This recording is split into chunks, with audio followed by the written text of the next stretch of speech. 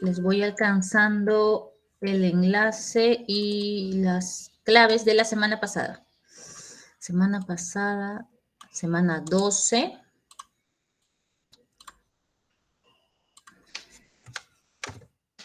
Muy bien, si tienen alguna duda con las alternativas, me comunican, por favor. Ahí va. Muy buenas tardes. Muy buenas tardes, Mateo, Yair, Cristian, Camila. Muy buenas tardes a todos y a todas. Vamos a comenzar con la clase número 13, ¿no? Tema número 13. Veamos.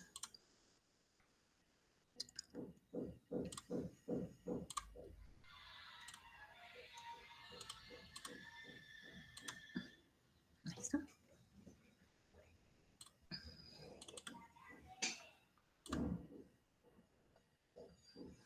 Muy bien.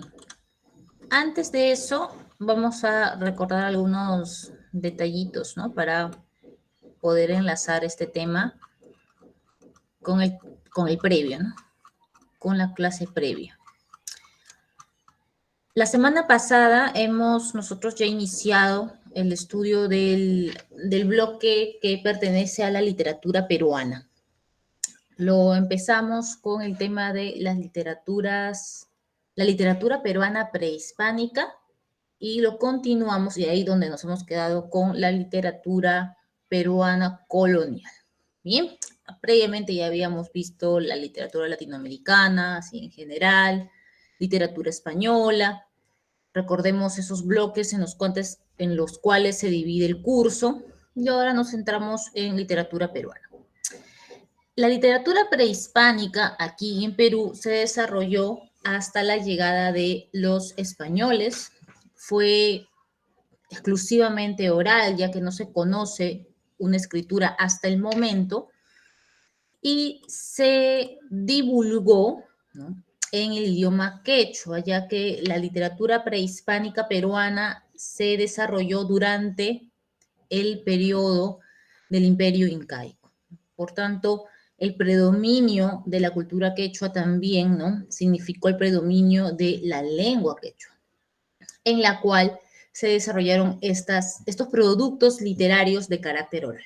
Nosotros conocemos algunos relatos de la época gracias a las recopilaciones que se hicieron, ¿no?, de parte de los cronistas, de parte de las personas, ¿no?, encargadas de llevar todo este proceso de conversión religiosa, ¿no? Así conocemos también el texto, por lo tanto, de Francisco de Ávila, ¿no?, Dioses y hombres de Huarochirí, el cual en ese proceso de evangelización, ¿no?, él pudo recolectar esos relatos orales en quechua, ¿no?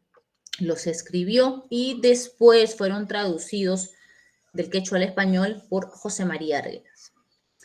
Recordemos también que la literatura peruana prehispánica se presentó en dos, o desarrolló, mejor dicho, dos géneros: el género épico y el género lírico. El género épico pertenecía a la vertiente culta, ¿no?, quienes eran los que divulgaban los productos literarios pertenecientes al género épico, los amautas.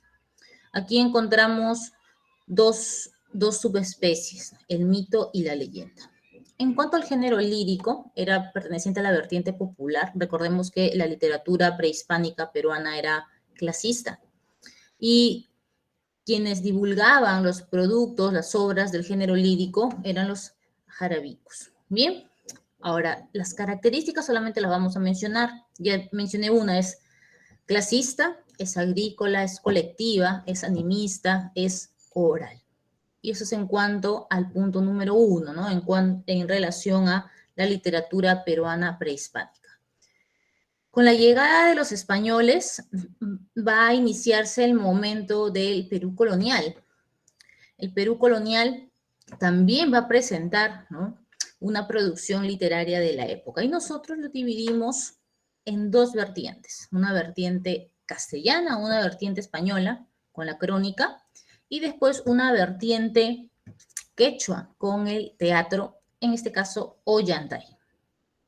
En ambas corrientes, y yo les remarqué que no se confundan, ¿no? En el caso de Ollantay, no es una producción prehispánica, es una producción colonial, solo que se escribió en quechua, pero no se sabe realmente quién lo escribió, ¿no? Ambas producciones de estas dos corrientes, de estas dos vertientes, mejor dicho, van a finalizar, ¿no? Van a desaparecer cuando se proclame la independencia.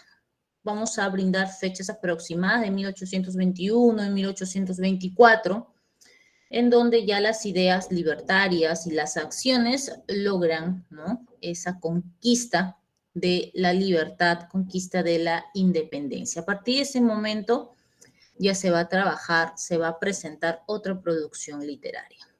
Y hoy vamos a tratar sobre esa producción, ¿no? La producción en épocas de la independencia y la producción en épocas ya del Perú republicano, ¿no? Del Perú independiente. Vamos a tratar el primero, que es el costumbrismo, ¿no? Porque recordemos que la etapa del Perú republicano, la literatura del Perú republicano es hasta nuestros días, ¿no?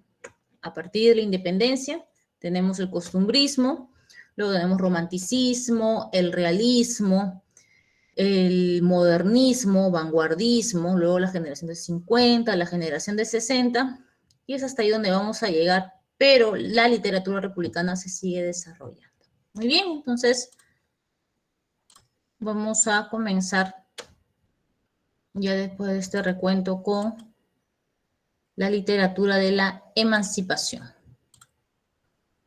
La literatura de la emancipación, como ya lo mencioné, fue ese grupo o ese conjunto de obras, de textos, de discursos que se desarrollaron durante, ¿no?, la época de las luchas por la independencia.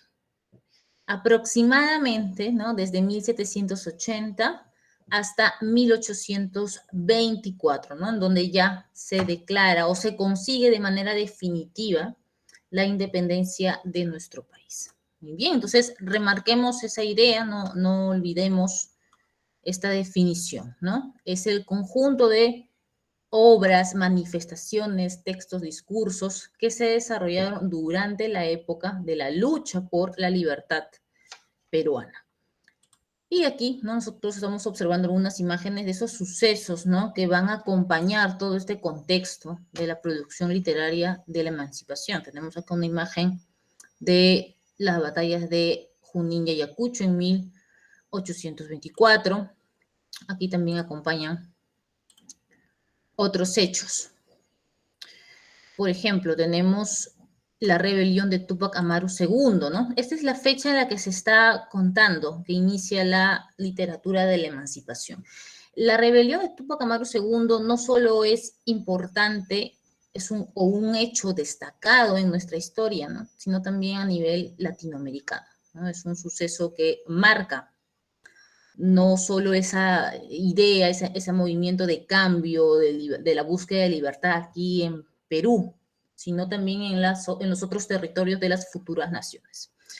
Y bueno, otro hecho más, ¿no?, la proclamación de la independencia en 1821, ¿no? Ambos sucesos históricos son anteriores, ¿no?, al logro definitivo de la independencia en 1824. Vamos con las características de la literatura de la emancipación. Mencionémoslas rápidamente, ¿no? Uso de la poesía popular, temas, libertad y patriotismo, influencia neoclásica, se desarrollaron géneros líricos y género literal expositivo, y también se empleó la prensa clandestina. Vamos a explicar una a una de estas características. ¿Por qué podemos nosotros afirmar, ¿no?, que presenta esta literatura un acento político muy, muy marcado? Obviamente por el contexto, ¿no? Por tanto, los temas principales de la literatura de esta época son la libertad y el patriotismo. Obviamente no en todas las producciones, ¿no?, ya que, como vamos a ver un poquito más adelante, en el caso de Mariano Meral está la temática amorosa, ¿no? pero los temas principales son los ligados a la libertad, los ligados al patriotismo, ¿no? ¿Y eso por qué? ¿No? Porque en los textos, en los discursos, vamos a encontrar que el acento político e ideológico pues está súper difundido en la época y por lo tanto estos textos, ¿no?, van a presentar, ¿no?, ideas muy vinculadas a las causas de la independencia. 2. Posee influencia neoclásica. Muy bien, recordemos el neoclasicismo. ¿Cuándo aparece el neoclasicismo? Recordemos esta línea de tiempo, el Renacimiento, Barroco y el neoclasicismo, ¿no? El neoclasicismo es una vuelta al clasicismo, pero de una manera más estricta. Recuerden que era un arte muy normativo, al cual se va a oponer el romanticismo, ¿no? El romanticismo se opone porque ellos van a promover el concepto de libertad y se opone al neoclasicismo. En la literatura peruana de la independencia se va a notar la influencia de los neoclásicos porque los textos buscan moralizar, buscan enseñar, buscan educar. Bien, por tanto, su fin es moralizador, como observan aquí en la diapositiva. Principalmente, los textos van a pertenecer a dos géneros, principalmente, ¿no?, al género lírico y al género expositivo. Por lo tanto, se va a trabajar poesías, ensayos, ¿no?, discursos, ¿no?, que se van a circunscribir, ¿no?, en las características de estos dos géneros literarios, principalmente. ¿Por qué va a utilizar la prensa clandestina? Los textos, ¿no?, o las proclamas, por ejemplo, algunos panfletos, ¿no?, obviamente están en contra de las fuerzas realistas, ¿no? Los realistas son los españoles, ¿no?, los patriotas son quienes buscan la libertad. Entonces, los textos que van a publicar o que piensan divulgar los patriotas tienen que salir, ¿no?, no tanto por el aspecto formal, ¿no?, o con cierta formalidad, por así decirlo, sino de manera escondida, subversiva, ¿no? Los patriotas son los subversivos, fueron los subversivos, por tanto van a apoyarse en la prensa clandestina, una prensa que no es formal, para divulgar sus textos, por ejemplo, panfletos, ¿no?, reclamas, ¿no?, textos que inciten, ¿no?, a unirse al movimiento libertario. Además, nosotros también podemos afirmar que usa la poesía popular. Recordemos los géneros que se trabajaron en la literatura prehispánica, ¿no? El género épico y el género lírico. Del género lírico van a influenciarse por el jarawi, ¿no? El jarawi, recordemos, es un género lírico que pertenece al género lírico y tiene como tema el amor y el desamor. Muy bien, el jarawi va a ser adaptado a una expresión literaria de la época de la independencia, ¿no? Eso lo vamos a encontrar en el caso de Mariano Melgar con los yarabíes. Muy bien, y esas serían las características. Vamos con algunas manifestaciones literarias de la época, ¿no?, las cuales pertenecerían al género expositivo, ¿no? Tenemos, por ejemplo, Carta a los Españoles Americanos de Juan Pablo Vizcardo y Guzmán.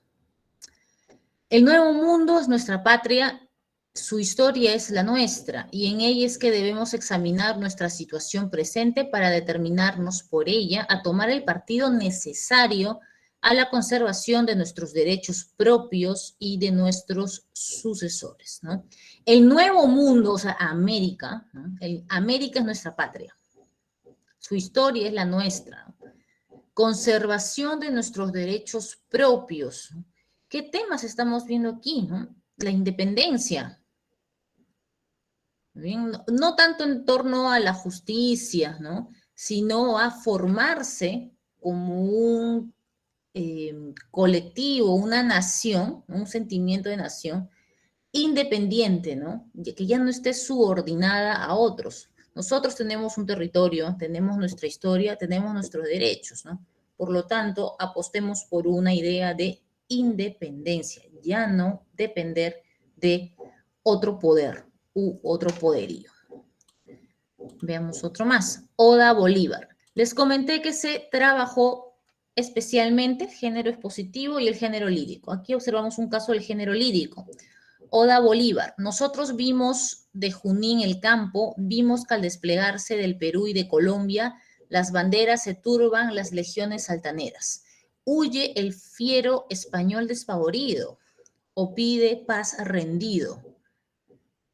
¿Por qué huye el español despavorido o pide paz rendido? Estos versos son de José Joaquín de Olmedo.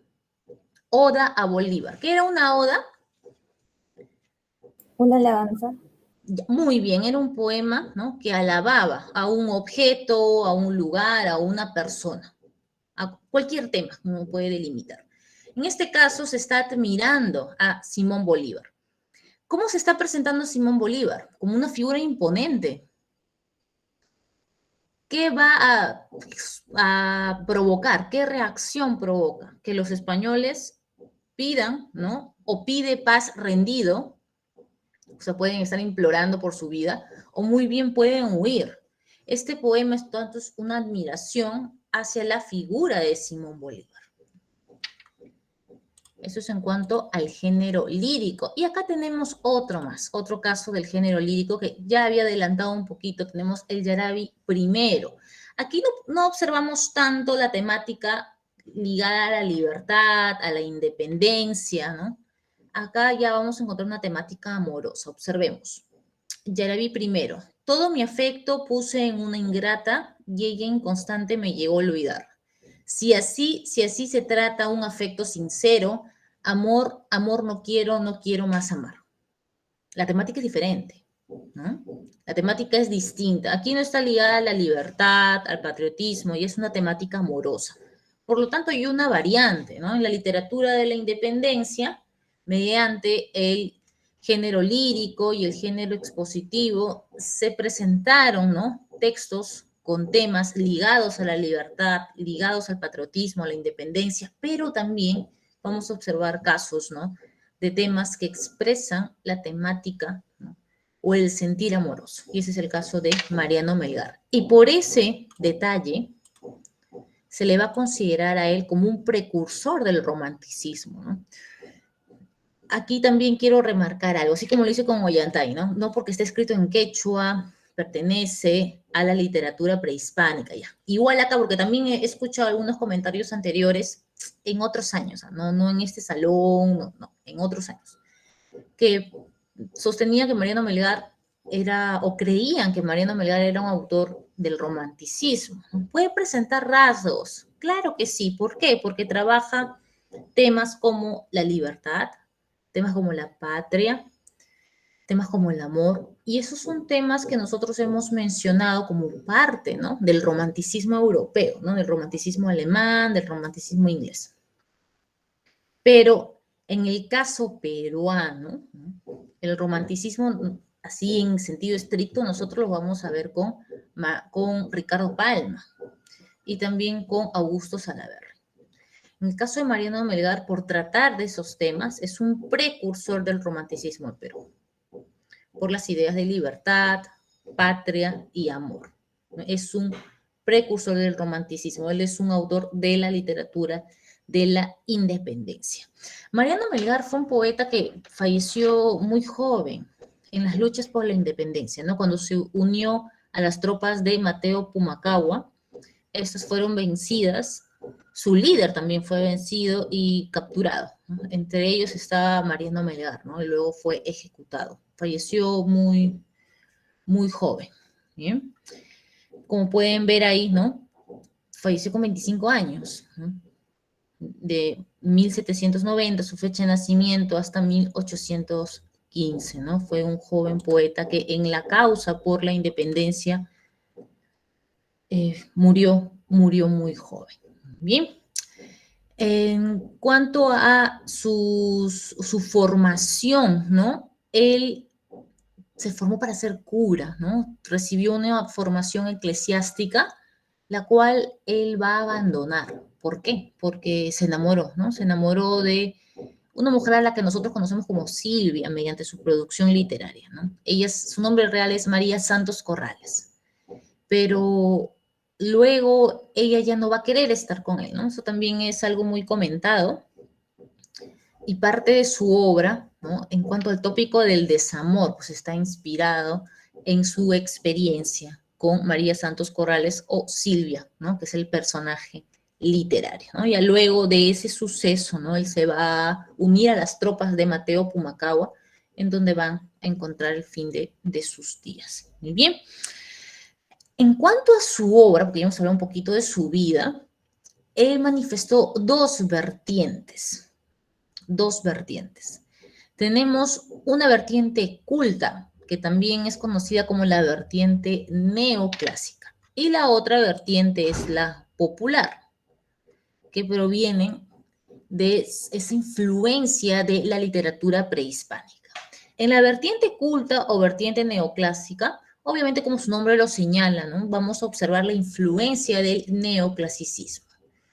Va a agrupar obras como sonetos, los sonetos conocidos de Mariano Melgar, o también sus fábulas, ¿no? Que son narraciones, textos, discursos que los personajes, ya sabemos, son animales y pretende dejar una enseñanza, ¿no? Por eso ahí observamos la influencia neoclásica, por ese afán o por ese fin moralizador. En cuanto a la vertiente popular, aquí vamos a encontrar incluidos los yarabíes, ¿sí? No te olvides, los yarabíes pertenecen a la vertiente popular, no a la vertiente neoclásica. En la vertiente neoclásica vamos a encontrar los sonetos, vamos a encontrar las fábulas y también sus traducciones. En la vertiente popular vamos a encontrar a los yarabíes, ¿no? Los yarabíes es una síntesis, ¿no? Es una síntesis de aportes de la poesía española, pero también, ¿no? Vamos a observar en los yarabíes la inspiración en el jarawi, ¿no? En cuanto a la temática del desamor, ¿no? Al tono melancólico en el que vamos a encontrar los versos, ¿no? O las ideas que se plantean en estos versos. Vamos a ver algunos casos. Bien. Por esta parte, por el lado izquierdo, vamos a observar una fábula. Obviamente esta pertenece a la vertiente culta, a la vertiente neoclásica. Y por el lado derecho vamos a encontrar el Yarawi primero, el cual pertenece a la vertiente popular, ¿no? Y nos plantea una síntesis, una mezcla de poesía española y poesía prehispánica. Veamos en cuanto a los gatos. Yo sé que los gatitos están muy de moda, creo que por eso escogieron esta fábula. Es fábula. La vertiente neoclásica presenta un afán moralizador. Algo nos quiere enseñar. A ver, veamos.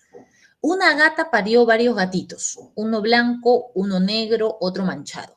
Luego que ellos quedaron huerfanitos, los perseguía un perro endemoniado. Y para dar el golpe a su enemigo, no había más remedio que juntarse y que la dulce unión fuese su abrigo. ¿Qué idea acá podemos resaltar? Vamos estrofa por estrofa.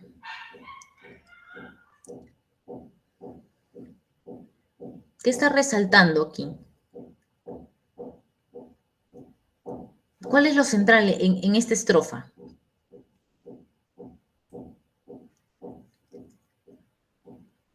No me vean así solo, ya muy bien Camila, ¿no? La unión hace la fuerza, ¿no? Hay cierta propuesta aquí, ¿no? Que ante un enemigo, una fuerza opresora, porque ahí se señala muy claro que el perro es enemigo, endemoniado todavía dice, ¿no? No queda nada más a los gatitos que unirse, ¿no? La unión hace la fuerza. Ok, ya, esa es la idea que nosotros vamos a establecer de esta primera estrofa, ¿sí? Vamos con la segunda. Van pues a reunirse y al tratarse sobre quién de ellos debe ser cabeza, maullando el blanco dijo, a mí me toca por mi blancura, indicio de nobleza. Ok, están escogiendo quién va a ser el líder, ¿no? De ese grupo de gatitos todos unidos. Y el blanco reclama por su color, porque se liga a la nobleza. O sea, una cierta superioridad de raza, ¿ya? Ok. Miren, mediante los gatitos, mediante esta fábula de los gatitos, se observan ciertas problemáticas de la colonia, ¿no? Claro que sí, ¿no? La colonia peruana, subordinada a la metrópoli española. En la sociedad se observaban esos problemas relacionados, ¿no?, con la discriminación y el racismo. Vamos con la tercera estrofa. Unión imán del digno. Esto es locura, gritó el blanco. Y el negro le replica. Se dividen por fin en dos partidos. La ira y la turbación se multiplican. Por esas diferencias de pensamiento discriminatorios, ¿no?, se divide el grupo de gatitos, ¿no? Negro y blanco. Ya está clarísima aquí la idea del racismo, ¿no? Si a los gatos al fin no parecemos paisanos, ¿esperamos otra cosa? ¿Tendremos libertad? Ya lo veremos. ¿No? Invita a la reflexión el texto, ¿no? Invita a la reflexión. Ese grupo de gatitos se ha desunido. O sea, se debe superar esas diferencias, en este caso ligadas al color de la piel, que nos dirigen, ¿no?, hacia prácticas discriminatorias o racismo, para ser un grupo, para conformar un grupo más unido. Porque ahorita por esas diferencias de color, el grupo se ha dividido. Entonces no va a ser la misma fuerza contra la figura endemoniada del perro, ¿no?, que viene a ser una metáfora, ¿no?, de una figura opresora. Bien, ahí está la fábula. Vamos a detenernos ahí en el análisis. Sé que se puede decir un poquito más, pero creo que estamos diciendo lo puntual. Ahí hemos observado, ¿no?, la influencia neoclásica, muy ligada definitivamente, ¿no?, a las ideas de la emancipación, a las ideas de libertad. Ahora vamos a hacer un cambio. Vamos a ver Yaraví primero. Este pertenece a la vertiente popular. Vuelve que ya no puedo vivir sin tus cariños. Notable la diferencia, ¿no?, en cuanto a la temática. Vuelve mi palomita, vuelve a tu dulce nido. Mira que hay cazadores que con afán maligno te pondrán en sus redes, mortales atractivos, y cuando te hayan preso, te darán cruel martirio, no sea que te casen, huye tanto peligro, vuelve mi palomita, vuelve a tu dulce nido. Es evidente, ¿no?, que la amada ya no está con él, ¿no? Aquí la temática es del desamor o del amor doliente, ¿no?, como podemos encontrar, porque dice, vuelve que ya no puedo, ¿no?, vivir sin tus cariños. O sea, es un desamor doloroso, ¿no? No es una separación como que ya vas, haz tu vida. Está pidiendo que regrese, que ya no puede vivir sin ella, ¿no? Entonces, notemos, ¿no?, dos propuestas distintas, ¿no?, del mismo autor. Vertiente culta o neoclásica, afán moralizador, quiere enseñarnos algo, y el Yaraví primero es otra temática, ¿no? Pertenece a la temática del amor doliente, y no olvidemos, el Yarabí es una síntesis, ¿no?, de la poesía española y también de la poesía prehispánica. Y ahí nosotros finalizamos con Mariano Melgar, terminamos ya así literatura de la independencia. Vamos con literatura del costumbrismo. Vamos por aquí. Recordemos esa línea de tiempo que les presenté la semana pasada, ¿no? Literatura prehispánica hasta la llegada de los españoles, hasta 1820 y tantos es ya la literatura colonial. A partir de 1821, 1824 se va a presentar la literatura del Perú republicano. El primer momento es el costumbrismo, ¿no? Ya con el costumbrismo nosotros nos ubicamos en el Perú independiente. Por tanto, ¿no?, el costumbrismo, si bien, ¿no?, si bien ya pertenece al periodo del Perú independiente, todavía muestra cierta influencia, obviamente, de la literatura española, ¿no? Es más, el costumbrismo es una tendencia que nació en España, ¿no?, pero en nuestro país recién se desarrolló desde recién declarada la independencia hasta mediados del siglo XIX. Y hasta esa época se desarrolló. Las características del costumbrismo, ¿no? Obviamente va a buscar resaltar o describir las costumbres, como su mismo nombre lo señala, las costumbres de la época, ¿no? Especialmente de la Lima colonial, ¿no? El área costeña, ¿no? del Perú, la cual, ¿no? se centra en la Lima, ¿no? en la capital, en Lima colonial. Estas costumbres van a ser observadas mediante una mirada crítica. Sí, se busca describir, se describe las costumbres de Lima, las costumbres de la época, pero también se va a aplicar una mirada crítica, es decir, se va a juzgar esas costumbres. ¿Por qué?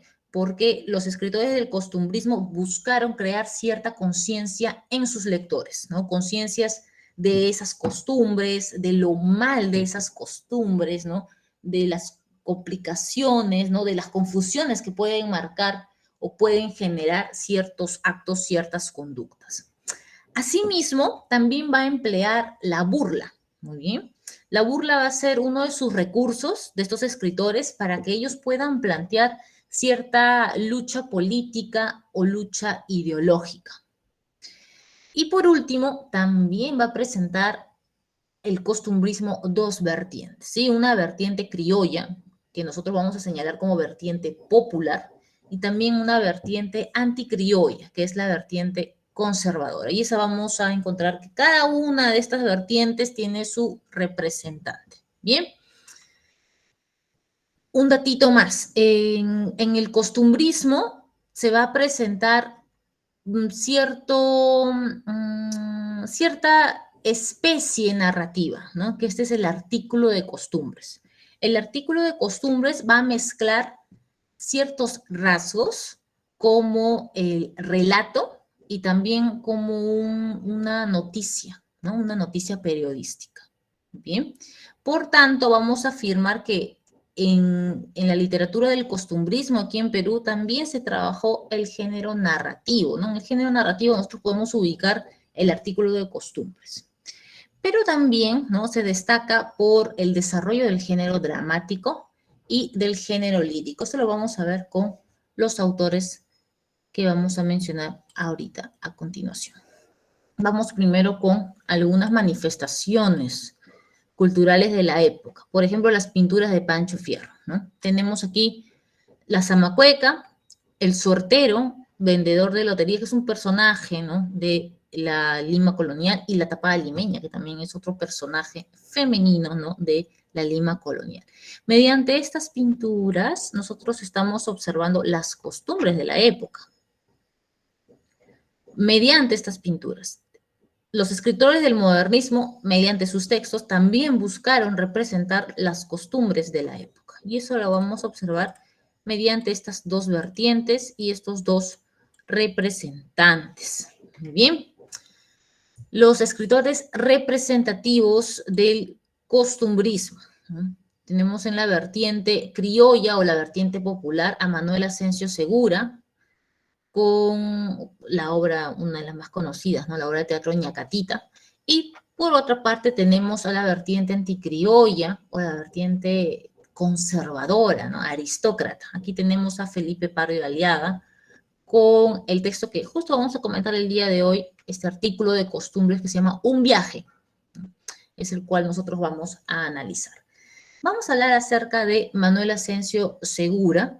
Él es principalmente un dramaturgo que nació aquí en Lima y es considerado el padre del Teatro Nacional. Hay que señalar esos datos que son, la verdad, muy importantes. También se dedicó al periodismo, ¿no? Trabajó sus obras, ¿no? Las fue publicando en el diario El Comercio y fundó otros diarios, por ejemplo, El Cometa, ¿no?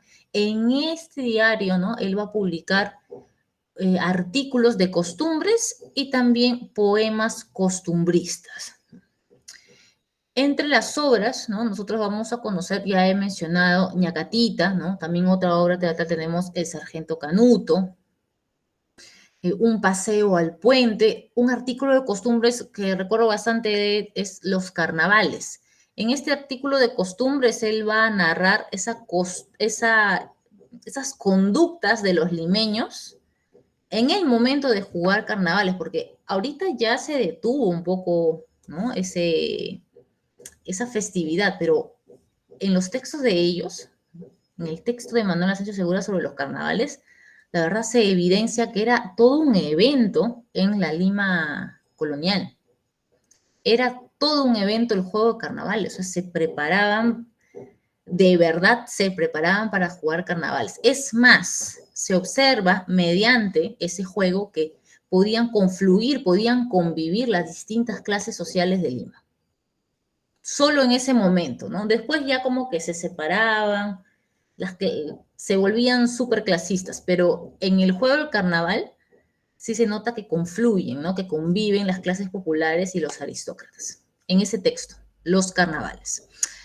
Vamos con las características, ¿no? De Manuel Asensio Segura. Acá ustedes pueden observar tres, ¿no? Él emplea, representa personajes populares, efectivamente, ¿no? En sus obras van a predominar los personajes que provienen de la clase media y también de la clase popular. Recordemos que él pertenece a la vertiente criolla. También en sus obras vamos a encontrar que el estilo de escritura, ¿no? O los diálogos que van a pronunciar los personajes pertenecen al habla popular limeña, ¿no? Él va a utilizar ciertos recursos, ciertos términos o giros lingüísticos que pertenecen a esta habla popular. Asimismo, él va a mostrar, va a representar distintas costumbres de la época, pero de una manera ingeniosa. Así podemos afirmar que él busca criticar, ¿no? A los personajes de ese tiempo, ¿no? Personajes como, por ejemplo, señoras chismosas, ¿no? Señoras alcahuetas o personajes estafadores o quizá padres que buscan concertar matrimonios solo por conveniencia, ¿no? Esas costumbres, esos personajes son los que Manuel Asensio Segura va a criticar. Muy bien. Observemos al mismo tiempo que estos rasgos se oponen, ¿no? A los de Felipe Pardo de Aliaga. O sea, el versus no solamente es porque ambos pertenecieron a distintas vertientes, ¿no? Felipe Pardo de Aliaga pertenece a la vertiente anticriolla, a la vertiente conservadora, aristocrática, en oposición, ¿no? A la vertiente popular o criollista de Asensio Segura, sino también ciertos rasgos de las obras van a presentar al mismo tiempo esta oposición. Acerca de Felipe Pardo de Aliaga, vamos a señalar que este escritor proviene de familias aristocráticas, ¿no? Incluso también tiene el escritor, o tuvo, mejor dicho, ascendencia española. También realizó estudios en España y cuando regresó aquí a Perú, colaboró con distintos periódicos hasta que fundó uno, ¿no? Su periódico se llamó El Espejo de mi Tierra y en esa publicación él va a presentar, ¿no? Al público ciertos artículos de costumbres, ¿no? Y también va a promover un debate, ¿no? El debate en torno al criollismo. Su obra, la obra de Felipe Pardo de Aliaga, se puede agrupar en tres grupos, ¿sí? Los cuales responden al género lírico y al género narrativo y obviamente al género dramático, ¿no? En el género dramático, es decir, las obras de teatro, él va a producir comedias, ¿no? Por ejemplo, tenemos aquí Frutos de la Educación. En cuanto al género lírico, va a producir obviamente, ¿no? Poemas. Aquí encontramos uno bien conocido, una sátira, que lo presentamos en la primera clase, La Nariz. Esta sátira, ¿no? Pretende criticar mordazmente, ¿no? A un personaje con una nariz muy prominente. Y por último, en cuanto al género narrativo, aquí vamos a ubicar los artículos de costumbres. Al igual que Manuel Asensio Segura, ¿no? Felipe Pardo de Aliaga produce artículos de costumbres y produce teatro.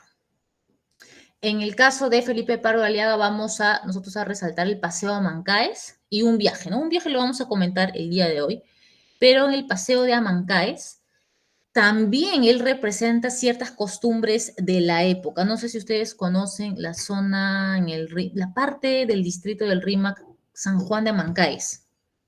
La avenida Alcázar intercepta acá otra avenida que se llama, si no me equivoco, la Alameda Paseo a Mancaes, así se llama.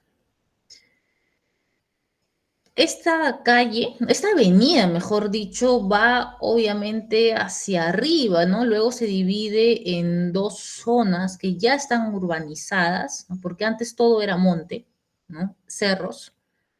Ahora se divide en dos zonas, ¿no? Flor de Amancaes y San Juan de Amancaes. Pero antes, la colonia, cuando no había casas en esos lugares, esos montes, esos cerros estaban cubiertos por la flor de Amanca. Es una flor amarilla que aparece en tiempos muy húmedos, ¿no? Cuando el clima está muy húmedo. Cuando esta flor aparece ya es en la época de ciertas festividades y en el artículo de costumbres que se llama Paseo Mancaes se observa, se narra cómo las familias de distintas clases limeñas se dirigen hacia, hacia Mancaes, ¿no? Y ahí organizan fiestas, ¿no? Comilonas, hay todo un festejo en el cual pueden convivir las distintas clases sociales. Ahí se olvidan del racismo, del clasismo, de que tú eres esclavo, de que tú eres indígena, ¿no? Se olvidan de eso y pueden convivir, pero solamente en ese momento de festividad. Y eso lo podemos encontrar en ese artículo de costumbres, ¿no? Paseo a Mancaes. No sé si está digitalizado en redes, no recuerdo, no lo he buscado, pero si tienen la oportunidad de leerlo, adelante. La verdad es muy entretenido, ¿no? En él vamos a observar, ¿sí? Cierta crítica también a la aristocracia limeña. No es que porque es de la vertiente anticriolla, vertiente aristócrata, es que admira todas las costumbres de los aristócratas limeños. No, Felipe Pardo de Aleaga también va a presentar una actitud crítica hacia las costumbres de los limeños. Por ejemplo, señala que siempre son impuntuales. A nosotros nos dicen a las 7 de la mañana, pero en hora peruana, y así lo señala, en hora peruana eso es a las 9. Señala la impuntualidad del peruano, desde ese tiempo ya. Luego también señala que a cada rato comemos, que no podemos estar en un buen lapso sin comida, tenemos que estar ahí picando algo, picando por aquí, picando por allá. También lo señala esos dos rasgos del peruano, del limeño, que para comiendo siempre y también que son impuntuales, ¿no? Eso lo pueden encontrar en sus artículos de costumbre. La verdad es muy ilustrativo, es muy descriptivo, es muy interesante. La ansiedad, dicen por acá. Es verdad, a veces comemos por ansiedad, pero creo que lo mejor es echarse a dormir y desaparece esa ansiedad. Ese es un tip que he aprendido con los años. Hay que aprender a controlarlo y no hay que verlo como algo anormal. Yo creo que suele sucedernos, ¿no? Hay que aprender a controlarlo con el tiempo. Bien, ok, me fui un poquito por Paseo de Mancáis, pero vamos a mencionar las características de su obra. Como ustedes observan ahí, ¿no? Él va a ser representante, obviamente, de esa vertiente anticriolla, va a representar actitudes, conductas, personajes que pertenecen a la clase conservadora, a la clase aristócrata. Por lo tanto, no va a emplear el lenguaje popular, como sí lo ha hecho Manuel Asensio Segura, ¿no? Él va a representar personajes aristócratas y por lo tanto va a utilizar un lenguaje muy refinado, muy culto. Pero también, ¿no? Él va a criticar esas costumbres, esas actitudes, la que ya he mencionado, impuntualidad, ¿no? La gula, y también va a cuestionar, ¿no? Las instituciones políticas, ¿no? Las instituciones sociales de ese tiempo. Así, también nosotros podemos afirmar, ¿no? Que sus obras presentan una actitud moralizadora. O sea, plantea una crítica, pero piensa, ¿no? Busca enseñar algo en torno a esas ideas. Muy bien, vamos entonces con Manuel Asensio Segura y Ñacatita. En esta diapositiva, en las diapositivas no vamos a encontrar, chicos, el nombre de los personajes o el argumento. Aquí nosotros encontramos un aspecto, ¿no? De la obra Ñacatita, ¿no? Que es el uso del habla popular, ¿no? Por ejemplo, ahí encontramos, solamente voy a leer el globo azul, nada más. Un sempiterno hablador le quieres dar por marido. Bueno, ese es el personaje Don Jesús, ¿no? Que está increpándole a su esposa, doña Rufina, de que quiere casar a su hija Juliana con don Alejo, ¿no? Que es un señor mayor, pero parece correcto, pero no lo es. Ahorita les voy a contar. Un sempiterno hablador le quieres dar por marido, un sanguanguo con más dengues que mosita currutaca, más hueco que una petaca y lleno de perendengues. Esos términos, ¿no? Son propios del habla coloquial, de la Lima colonial. Ya no se emplean, ya no se emplean. Aunque yo sí he he escuchado petaca, más hueco que una petaca. Yo he escuchado petaca y currutaca no, perendengues tampoco, pero eran términos, ¿no?, muy utilizados, ¿no?, en el habla popular limeña. Y eso es lo que va a incluir, ¿no?, Manuel Asensio Segura. Son códigos, es jerga de la Lima colonial. Nosotros ahora tenemos otras jergas, definitivamente, ¿no? Nosotros tenemos otras jergas que también son incluidas en algunas obras literarias ya actuales, ¿no? Pero en esa época, Manuel Asensio Segura inserta en sus obras las jergas, el habla popular de la Lima, que estaba empezando a ser republicana, ¿no? Pero tenía todavía rasgos de la colonia. ¿De qué trata Ñacatita? Bueno, son unos enredos, la verdad, muy graciosos. No sé si ustedes han podido presenciar la obra Ñacatita. ¿Han visto una representación? Antes, cuando yo estaba en el colegio, iban compañías de teatro y representaban esta obra. La habré visto no sé, ¿cuántos años tenía? ¿12? Como que 3 veces, ¿no? Se han perdido ciertas cosas, ¿no? Y con la virtualidad también. Pero deben haber videos, ¿no? Mi colegio también era estatal. E iban. Sí, sí. Yo nunca he estado en colegio particular. Pero iban. Eso sí, cuando yo estaba en el colegio, es- mm, era la dictadura de Fujimori. Sí. Quizá eso tiene que ver, no lo sé. Pero sí iban compañías de teatro, ¿no? Y también llegaban muchos regalos del gobierno de Fujimori, zapatos, buzos, pero bueno, eso les contaré. Esos son recuerdos del colegio que después les contaré, ¿no? En cuanto al tema, vamos a plantear primero el tema y así avanzamos a paso seguro. El tema son las confusiones que genera Ñacatita, ¿no? Esta vieja alcahueta que pretende, ¿no?, dirigir ciertas acciones, es muy metiche, ¿no? Y cuando se entromete, ¿no?, en la vida de los otros, pues va a causar, la verdad, ciertos enredos, ciertas confusiones. ¿Bien? Esta es una comedia que se divide en 4 actos y está escrita en verso. Doña Rufina es la mamá de Juliana.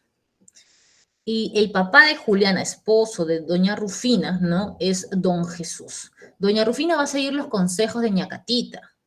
Ñacatita le dice, casa a Juliana con don Alejo, ¿no? Un hombre mayor que parece ser muy correcto, pero después se va a descubrir que no lo es. Don Jesús no está de acuerdo con que su hija se case con don Alejo, pero al final se va a resignar, ¿no? Va a dejar, ¿no? Va a aceptar que su hija se case con don Alejo, ¿no? Sin embargo, Juliana no está enamorada, ¿no? No está enamorada de este señor. En cambio, sí lo está de Manuel, ¿no? Manuel es un muchacho de muy buenos sentimientos, es muy sencillo, es pobre, es huérfano y es el protegido de don Jesús, ¿no? Es como si fuera su hijo adoptivo. Ellos dos, ¿no?, Juliana y Manuel, van a, obviamente, ¿qué hacen los jóvenes enamorados, no? Para salvar su amor, ya que se va a casar la chica, ¿qué hacen los jóvenes enamorados? ¿O qué haríamos nosotros, no? Si nos quieren casar y estamos enamorados de otra persona, nos están obligando a casar, huir, perfecto, ¿no? Los jóvenes enamorados huyen, a correr. Entonces, ellos van a decidir huir, pero van a pedirle ayuda a la persona equivocada, ¿no? Que es a Ñacatita. Entonces, Ñacatita va a aparentar ser buena con ellos y ayudarlos, pero a la hora de la hora, o sea, al momento del escape, Ñacatita va a decir, va a comunicar que Julián y Manuel quieren escaparse y así van a ser descubiertos, ¿no? Van a ser descubiertos ya casi en pleno escape, ¿no? Ahí observamos las malas intenciones de Ñacatita, ¿no? Porque traicionó a los jóvenes y los prácticamente, ¿no?, los entregó, ¿no? Cuando todo ya parece, ¿no? Que ya no hay solución, que Juliana se va a casar con don Alejo, ¿no? Va a llegar un amigo de la familia, que es el personaje revelador, ¿no? Este se llama Don Juan. Don Juan va a llegar, va a aparecer en escena y va a revelar la verdadera identidad de don Alejo, ¿no? Don Alejo no es un hombre soltero, don Alejo es un hombre casado, ¿no? Y al enterarse esto, don Jesús, ¿no? Le va a recriminar a su esposa, ¿no? De cómo vamos a casar a nuestra hija Juliana con un hombre ya casado. Y van a echarle la culpa a Ñacatita, ¿no? Es también una de las responsables por estar influyendo en esas decisiones. Entonces, ¿qué es lo que va a hacer don Jesús? Va a pedirle, o va a votarlos, ¿no? Va a votar a don Alejo y también a Ñacatita, ¿no? Estos dos personajes ya son retirados de la casa, son retirados de la escena, y la comedia va a culminar con el compromiso, no con el matrimonio, con el compromiso de Manuel, ¿no? Y de Juliana. Y ya sin la presencia de Ñacatita, la tranquilidad va a volver al hogar. Es así como va a finalizar este texto. Y disculpen el cambio brusco en cuanto a un viaje, ¿no? De Felipe Pardo y Aliaga. Un viaje no es una obra de teatro, no es un cuento, no es una poesía. No se vayan a confundir porque pueden plantear preguntas así. Es un artículo de costumbres. En este artículo de costumbres se va a criticar esas conductas limeñas, ¿no? Que se relacionan con las falsas apariencias, con la superficialidad de la aristocracia. ¿Sí? El niño Goyito, entre comillas, no es un niño, es un hombre ya de 52 años, pero toda su familia, toda la sociedad aristocrática lo llama niño Goyito, ¿no? El niño Goyito ha tenido que ir a Chile ya hace mucho tiempo, pero está aplazando el viaje hasta que ya no puede aplazarlo más y tiene que viajar. Y este viaje y los preparativos para este viaje, disculpen las redundancias, van a significar todo un evento para la sociedad aristocrática limeña, ¿no? Le van a preparar ropa, le van a preparar las maletas, le van a pedir y hacer encargos, y cuando se despiden del niño Goyito en el puerto, también es toda una escena, es todo un evento de lágrimas, de sollozos. Mediante este texto, ¿no? Nótese el fin, ¿no? La intención burlesca. El niño Goyito está de viaje, pero ya no es un niño, tiene 52 años, ¿no? Se están burlando de esas costumbres de la aristocracia, ¿no? De los diminutivos, de tratar como niñitos, como infantes a personas adultas, ¿no? De aniñar. Y además se está criticando, ¿no? Esa superficialidad, esas falsas apariencias de la aristocracia limeña, ¿no? En palabras más resumidas, ¿no?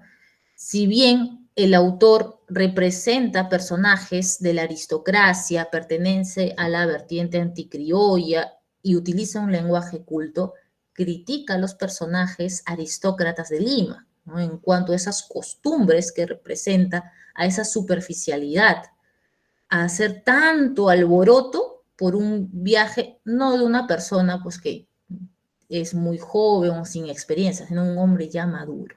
¿Bien? Eso es lo que se critica, lo que se representa, ¿no? Ese fin del texto en el artículo de costumbres, un viaje. Y bien, ahí vamos a finalizar. Les envío nuevamente las claves de la semana 12 y otra vez el link para que ustedes resuelvan, repasen el tema de esta semana. Repasen el libro. La próxima clase comentamos y complementamos la información, ¿no? En nuestros 5 a 8 minutos de repasito. Dejo de compartir. Cuídense mucho. Chao. Cuídense, estudien. Hasta la próxima, profesora. No se olvide de la anotación, por favor.